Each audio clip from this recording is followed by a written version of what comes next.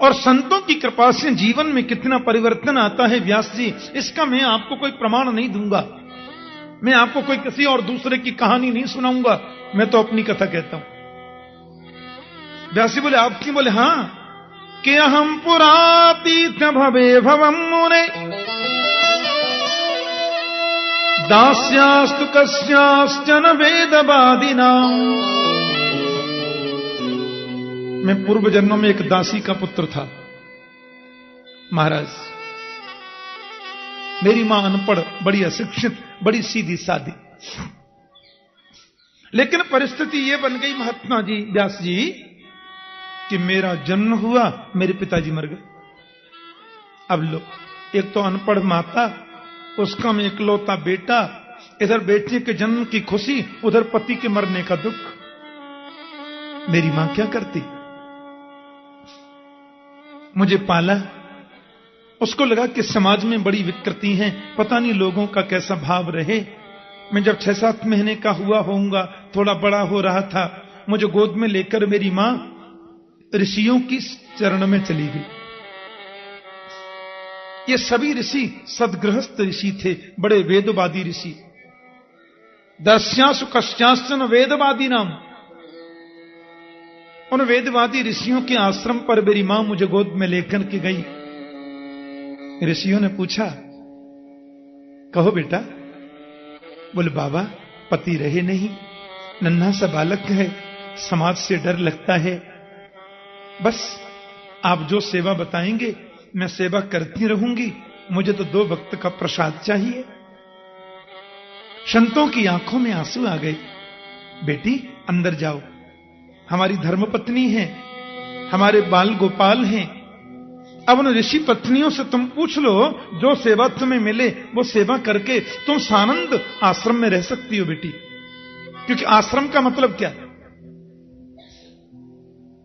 जैसे आपने देखा हो, कभी लोग धूप में चल रहे हैं, बड़ी तेज धूप है, नीचे से पैर जल रहे हैं, ऊपर से सिर जल रहा है, पसीने पसीने हो रहे हैं।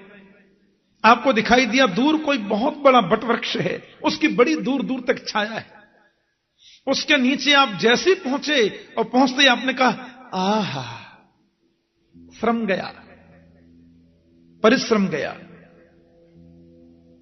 तो आह श्रमः गतः, जहां जाने पर श्रम चला जाए, आनंद की अनुभूति हो जाए, उसी को आश्रम कहते हैं। बोलो जय श्री कृष्ण। संसार का कोई भी श्रम, संसार का कोई भी ताप जहां अपना प्रभाव न दिखा पाए, उसको आश्रम कहा जाता है। मेरी माता को उन ऋषि पत्नियों ने गौ सेवा दे दी। बेटी तुम यहां गौ सेवा करो, गौ माता का दूध दोहना, गाय को चारा देना, ये सब सेवा करो और आनंद से रहो। प्यार से बोलो जय श्री कृष्ण। मैं भी धीरे धीरे बड़ा हो रहा था, माता का हाथ बटाने लगा। अब मैं बड़ा क्या, मैं तो किशोर होने लगा। ऋषियों ने मेरा नाम रामदास रख दिया है, कोई दास रख दिया। मुझे मन में बड़ी प्रसन्नता होती थी। एक बार वहां और ब्रह्मवादी ऋषि सत्संग के लिए पधारे। आपने देखा होगा चातुर्मास में, बरसात के 4 महीनों में संत लोग एक जगह बैठ के सत्संग करते हैं। अब वो ऋषि लोग जो आए थे, परम मनीषी संत विद्वान, मैं उनकी सेवा भी करने लगा। मुझे बड़ा प्यार करने लगे, बड़ा दुलार करने लगे, उनका आशीर्वाद मिलने लगा। संतों का आशीर्वाद मिले तो भगवंत आशीर्वाद तुम्हें खोजने की जरूरत नहीं है, वो ऑटोमेटिक आएगा। बोलो जय श्री कृष्ण। अब मुझे ऐसा लगने लगा कि कथा सुनते सुनते सुनते सुनते मुझे लगा कि संसार तो सपने है, दुनिया तो सपना है। कि कथा से जीवन में परिवर्तन आ गया और मैं उन संतों के चरण दबाता, उनके पत्तल पे जो शीत प्रसादी बचती। मुझे याद है मैं जब छोटा था ना, एक बार सुदामा कुटी में कथा की मैंने। ये बातें आज से 26 वर्ष पहले। सुदामा कुटी में एक संत थे, टाट बाबा, अब हैं कि नहीं मालूम नहीं। वो संत अपने चरणों में बीछियां पहनते थे संतों में घुंघरू पहनते थे, इतनी लंबी दाढ़ी और टाट पहनते थे। मुझसे बोले मुझे कथा सुननी है। मैंने कहा बाबा सुनाएंगे। तो वहां कथा हुई। अब कथा महाराज वो मैंने उनसे पूछने, बाबा तुम्हारी लंबी लंबी दाढ़ी है, बीथियां काय को पहनो, चूड़ी काय को पहनो? तो संत बोले नहीं। तीसरे चौथे दिन मैंने पूछा, बाबा आपने मुझे बताया नहीं? उनकी आंखों में आंसू आ गए और मुझसे बोले, बेटा हम राम जी की सखी हैं, हमारे तो राम ही सर्वस्व हैं। मिथिला की उपासना है ना, तो सखी भाव है। अब शरीर की दाढ़ी है तो बनी रहो। मुझे आश्चर्य लगा। तो मैंने देखा वो कथा के बाद में भंडारा हुआ। भंडारा होता है ना, तो मैंने उन संत को अपनी आंखों से देखा। जब कथा पूरी हो गई और हजारों संत भंडारा पाने लगे, तो जब संत भंडारा पा चुके तो मैंने देखा वो संत सब संतों की पत्तल से एक एक पकौड़ी, एक एक कोई चीज उठा के दोना में ले रहे थे और उसको खा रहे थे। मैंने कहा बाबा ये? बोले शीत प्रसादी है, संत भगवान की प्रसादी। आज मैं यही पाऊंगा। कथा सुनी है ना, तो मेरा मन है आज शीत प्रसादी लूं। मैं तो देखता रह गया। नारद जी कहते हैं कि वो संत भोजन जब कर लेते तो मैं उनके पत्तल का उच्छिष्ट प्रसाद पाता, उससे मेरी बुद्धि बदल गई, ऐसा नारद जी कह रहे हैं। और मुझे लगा कि अब कथा तो 10 दिन की बाकी रह गई। मैं चरणों में गिर के बोला, बाबा आप मुझे अपने साथ में ले चलिए, जंगल में मुझे छोड़ देना और कहीं ऐसे डाल देना, मैं तो भजन करूंगा। न जाने कैसे मेरी मां को पता चल गया, बाबा ले जाएंगे मेरे बेटे को। हाँ, मां रोकर बोली, बाबा मेरे पुत्र को ले मत जाना, मेरे बुढ़ापे की लाकड़ी यही है, मेरा जीवन में इसी के सहारे जी लूंगी। अब संत बड़ी दुविधा में पड़ गए बेचारे। बेटा कहते हैं मुझे छोड़ नहीं जाना, मां कहती है इसको ले नहीं जाना। बेटा कहता छोड़ गए तो मैं मर जाऊंगा, मां कहती ले गए तो मैं मर जाऊंगा। हे भगवान, संत बोले क्या करें? तो नारद जी कहते हैं सब संतों ने मुझे पास में बुलाया। बोले वत्स जिद नहीं करते। हाँ तुम जानते हो माता प्रथम गुरु होती है, अपनी मां की सेवा करो। ये मां बहुत भोली है, इसकी सेवा से तुम्हें परम आनंद मिलेगा। रही आध्यात्मिक जगत की बात, तो हम तुम्हें प्रभु से मिलने का मंत्र देखने जाते हैं, और माताजी के शरीर का जब अंत हो जाए तो तुम स्वतंत्र हो बन जाने के लिए। अभी तो तुम मन को ही बन बनाओ। नारद जी कहते हैं वो जाने लगे तो मैंने उनके चरणों में प्रणाम करके पूछा, कुछ दे जाओ महाराज। तो संतों ने मुझे आशीर्वादात्मक मंत्र दिया। इसको बोलते हैं वासुदेव गायत्री। जैसे गायत्री मंत्र होता है ना, गायत्री मंत्र माइक पे बोलना मना है, इसलिए आपने देखा होगा कि पंडित जी लोग जब यज्ञ कराते हैं तो पूरे मंत्र वो जोर जोर से बोलते हैं, पर गायत्री मंत्र बोलने का टाइम जब आता है तो पंडित जी जो है वो मंत्र बोलते हैं मन ही मन में, खाली स्वाहा बोलते हैं जोर से बस। वेद का सर्वोच्च मंत्र है ना गायत्री मंत्र, उसको गोपनीय रखा जाता है, गुप्त रखा जाता है। तो जैसे वो गायत्री मंत्र है, ऐसे ये वासुदेव गायत्री मंत्र है, इसको बोल सकते हैं सब जगह। वैसे बोलना तो ये पवित्र अवस्था में चाहिए, पर उस गायत्री मंत्र की तरह इसमें इतने कठिन नियम नहीं है। उन संतों ने मुझे मंत्र दे दिया, नमो भगवते तुभ्यं वासुदेवाय धीमहि प्रद्युम्नाय अनिरुद्धाय नमः संकर्षणाय च। सुंदर मंत्र दे दिया। वासुदेव गायत्री नाम है इसका। एक बात कह दूं, ओम नमो भगवते वासुदेवाय, इस मंत्र का कलयुग में कोई 48 लाख बार जाप करे तो भगवान उसको दर्शन देते हैं। देखो ऐसा संतों ने आदेश किया है, ग्रंथों में लिखा है। ओम नमो भगवते वासुदेवाय मंत्र का 48 लाख बार कोई जाप करे तो गोविंद उसको दर्शन देते हैं। पक्की बात है, कन्फर्म। एक माता जी बोली, मारो के जावे आपा तो कल से शुरू कर दे सिया। मैंने कहा क्या कहा माता? अजी महाराज कल से शुरू कर देते हैं, 48 लाख में कौन लगती है, कुछ तकलीफ थोड़ी है, भगवान तो मिल जाएंगे। मैंने कहा कर लो। कब से कर रही हो? बोले कल से शुरू कर देंगे। हमने कहा पर दूसरा नियम तो आपने सुना ही नहीं। मैया बोली क्या? मैंने कहा जब तक 48 लाख मंत्र पूरे न हो जाएं तब तक भोजन करना मना है। मैया बोली तो आपा को नहीं कर सका, हमारे बस की कौन ही महाराज, आपा को नहीं कर सका। मैंने कहा तो गुड़ का पुआ है क्या, डबल बेड पर पड़े पड़े ही जप लोगी? हां, 48 लाख जब तक पूरे न हो जाएं तब तक जमीन पर सोना चाहिए, केवल फल और दूध ले। काम क्रोध आदि को मन में आने मत दीजिए। 48 लाख पूरे नहीं होंगे उससे पहले गोविंद न मिल जाए तो जो कहो सो करेंगे। बोलो जय श्री कृष्ण। पर करो इस नियम से। मसरत डाल ली, डबल बेड पे पड़े, आधी माला जप ली, फिर चैनल बदल दिया, फिर आधी माला ये कर ली, फिर चैनल दूसरा देख लिया। ऐसे थोड़ी मिलेंगे। नारद जी कहते हैं संत मुझे मंत्र दे गए, मेरा बहुत बड़ा भाग्य था। और जब ये संत लोग जाने लगे मैं बहुत रोया, पर इस मंत्र ने मुझे बड़ी शक्ति दी।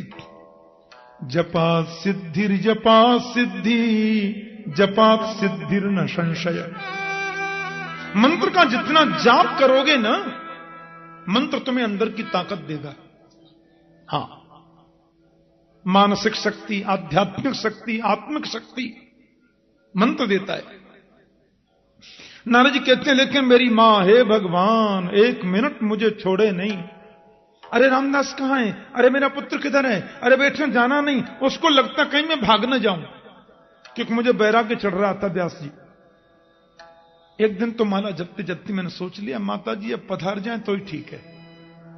हां, मुझे ऐसा सोचना नहीं चाहिए था, पर बैराग्य आ रहा था, सोच लिया सो मां मर गई। एकदा निर्गतां गेहं दुहंती निस्गम्पथि, सर्वोपदस्पदा स्पृष्ट कृपणाम कालनोदित। एक दिन मेरी माता गाय धोने के लिए गई, सो मां को काले नाग ने डस लिया और माता जी मर गई। मैंने तो इनको भगवान का अनुग्रह समझा, सीधा वन में चला गया और वहां जाकर के इसी मंत्र का मैंने जाप प्रारंभ कर दिया। 2 मिनट मेरे संग बहुत भाव से गाइए। हो सकता है नारद जी के संग हमको ही थोड़ा दर्शन हो जाए।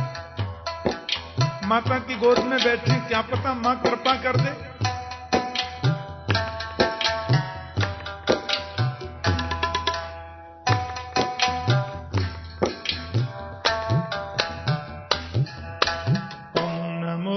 भगवते वासुदेवाय, ओम नमो भगवते वासुदेवाय, ओम नमो भगवते वासुदेवाय, ओम नमो भगवते वासुदेवाय, जय जय ओम नमो भगवते वासुदेवाय, ओम नमो भगवते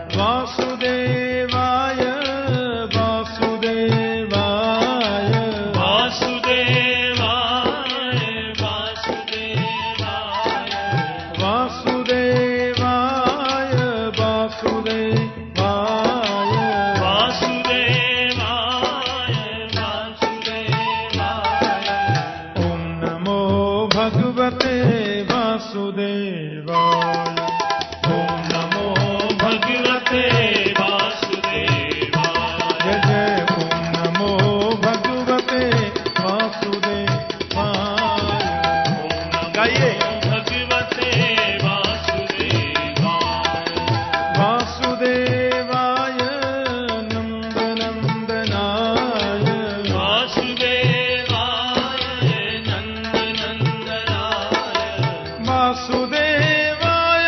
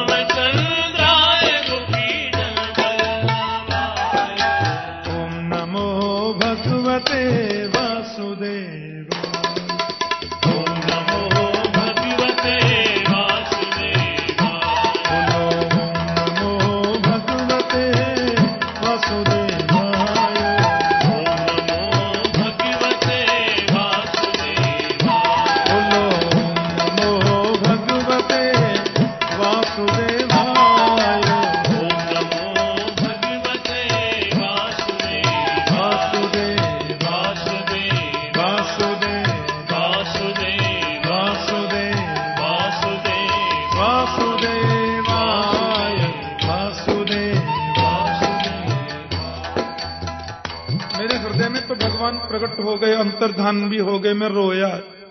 भगवान बोले सक्रिय दर्शितम रूपम एतत् कामाय ते नघ मत काम शनकैर साधो सर्वान मुंचति श्रेयान। अगली बार मिलूंगा, अभी तुम्हारे संस्कार शेष हैं। कहते हैं सारी सृष्टि जब प्रलयंकाली समुद्र में लीन हो गई, मैं भी चला गया। देखो संत कृपा, सत्संग की कृपा, उस मंत्र जाप की कृपा। वही दासी का पुत्र बच्चा रामदास ब्रह्मर्षि ब्रह्मपुत्र देवर्षि नारद बन के आ गया। और मेरे हाथ में जो वीणा है वो भी तो प्रभु ने दी है। देवदत्त इमाम वीणाम स्वर ब्रह्म विभूषिताम। बताओ, संत कृपा से जब दासी पुत्र नारद बन सकता है तो आप भागवत क्यों नहीं लिख सकते? व्यास जी की समझ में आई। नारद ने 3 अंगुली हृदय से लगाई, संपूर्ण ज्ञान व्यास के हृदय में उमेल दिया और व्यास ने फिर भागवत की रचना कर दी समाधि लगा के। क्योंकि समाधि भाषा व्यासस्य, व्यास की समाधि भाषा है भागवत। फिर उन्होंने ही श्रीमद् भागवत सुखदेव जी को सुनाई। भगवान सुखदेव ने वो कथा राजर्षि परीक्षित को सुनाई, 7 ही दिन में मोक्ष मिल गया। बोले महाराज थोड़ा विस्तार से बताओ ना जी। बोले अब ये तो मैं 3 बजे से बताऊंगा। बोलो जय श्री कृष्ण। आप लोग ठीक 2:45 बजे आना। बोलिए श्री बाल कृष्ण लाल की जय। श्रीमद् भागवत महापुराण पुराण की जय। श्री श्री कात्यायनी माता की जय। सद्गुरु देव भगवान की जय। राजा रामचंद्र महाराज की जय जय श्री राधे। द्वारिकाधीश की जय। परम मंगलमय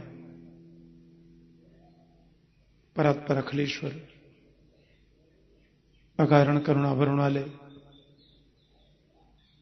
भक्त वांछा कल्प तरु तड़िद्युत विनिंदक पीताम्बरधारी श्री बालकृष्ण लाल की वांग्मयी प्रतिमूर्ति श्रीमद् भागवत महापुराण।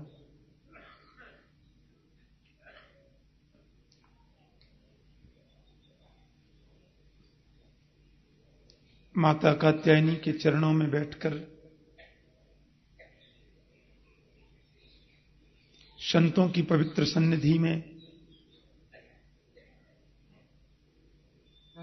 परम संत स्वामी श्री विद्यानंद जी महाराज के विशेष सानिध्य में आप सब भगवत चरणानुरागी भक्त वृंदों के मध्य श्रीमद् भागवत ज्ञान यज्ञ सप्ताह कथा में प्रातःकालीन सत्र में हम लोग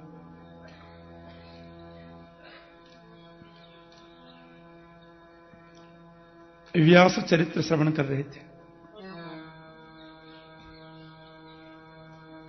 नारद के आशीर्वाद और पूर्ण सहयोग से भागवत की पवित्र दिव्य संरचना हुई। शौनकादि ऋषियों की पवित्र मंडली विराजित है। व्यास आसन पर परम वंदनीय संत श्री सूत जी महाराज आसीन हैं। ऋषियों के पवित्र प्रश्नों के उत्तर में बता रहे हैं। महर्षि वेदव्यास जी ने भागवत को लिखा तो सही, समाधि भाषा व्यासस्य, लेकिन प्रश्न ये हुआ कि भागवत सुनाऊं किसे? कौन ऐसा महापुरुष अध्ययन करने का अधिकारी है? ऐसा कौन है? नेत्र बंद करके अंतर हृदय में अपने आप को अंदर किया भागना दो प्रकार का होता है, एक बाहर दौड़ते हैं, एक अंदर दौड़ते हैं। बहिर्मुखी वृत्तियां जब होती हैं व्यक्ति की, तो हर समाधान वो बाहर खोजता है, और वृत्तियां जब अंतर्मुखी हो जाती हैं तो समाधान अंदर ही खोजता है। और अंदर समाधान को खोजना ही अंतर्दृष्टि माना जाता है, जो आध्यात्मिक जगत में नितांत जरूरी है। महर्षि वेदव्यास के हृदय से आवाज निकली, एक ही तो है जिसने काम को जीता, क्रोध को जीता, और वो है महर्षि शुकदेव, आपका अपना पुत्र। उन्हीं को बुलाओ, भागवत का अध्ययन कराओ। क्योंकि व्यास बड़े ऊहापोह में थे, किसको सुनाऊं? यदि भृगु ऋषि को भागवत पहले सुनाऊं तो उन्होंने क्रोध को तो जीता नहीं। एक बार तो ऐसी स्थिति बन गई कि भगवान के वक्ष पर ही पाद प्रहार कर दिया, क्रोध को जीता नहीं। और यदि ऋषि विश्वामित्र को सुनाऊं तो क्रोध ऐसा कि वशिष्ठ के कितने पुत्र मार दिए, और काम ऐसा कि मेनका नाम की अप्सरा आई, सबकी एक किराए पे पानी फेर के चली गई।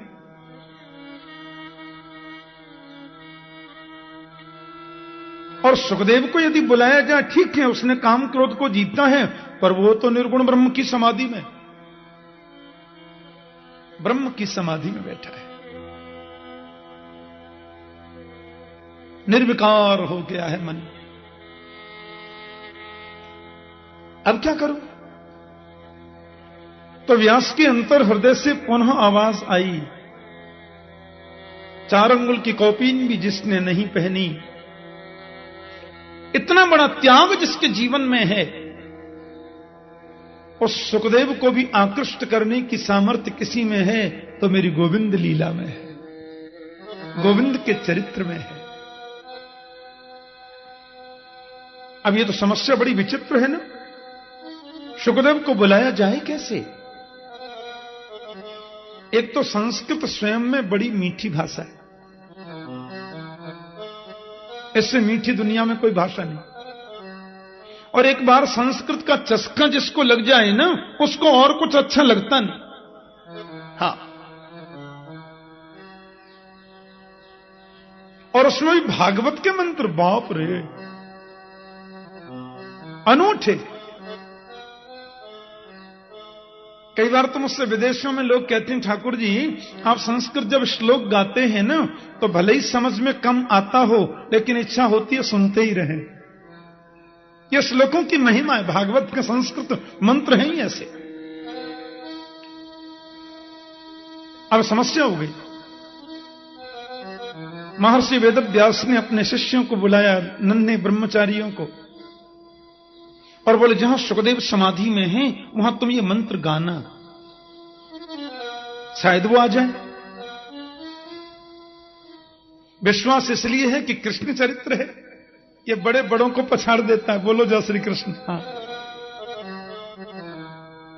मधुसूदन और सरस्वती पाद कहते हैं, एक बार वृंदावन आ गए गलती से, और एक बार यहां आ जाए कोई, फिर मत पूछो।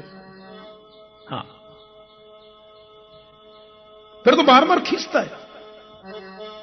और मधुसूदन सरस्वती पाद जब वृंदावन आए, यहां 2, 4, 5 दिन रह गए। वेदांत के परम उपासक अब लौट करके जैसे ही बनारस में गए तो मन कहता चलो वृंदावन, मन कहता चलो वृंदावन। अपने मन को कहते नहीं नहीं मुझे वृंदावन नहीं जाना, फिर मन कहता चलो वृंदावन। तो अपने मन को समझाते हैं,